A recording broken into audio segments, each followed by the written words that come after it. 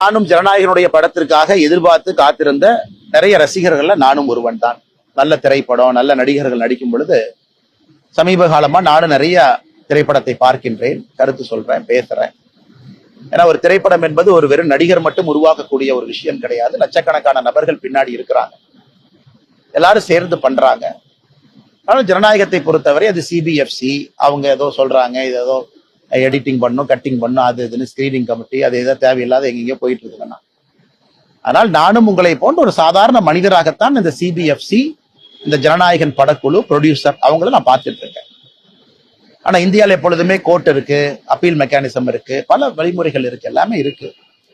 ஆனால் நான் இதை இப்படி பண்ணிட்டாங்க, அப்படி பண்ணிட்டாங்க, இது எல்லா திரைப்படமும் அது கடந்து வர்ற பாதை தான். சில திரைப்படத்தை வரும்போது இவ்வளவு கட் பண்ணுங்க, யூபைஏவை யூவா வச்சுக்கலாம் சொல்றாங்க.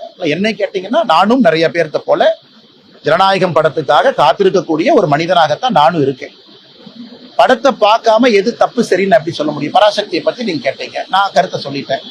நல்ல படம், நல்ல ஒரு முக்கியமான கருத்து சொல்லியிருக்கிறாங்க. அதை திமுகவும் காங்கிரஸ்காரங்களும் கட்டாயமா பார்க்கணுங்கிற என் கருத்தை சொல்லிட்டேன்.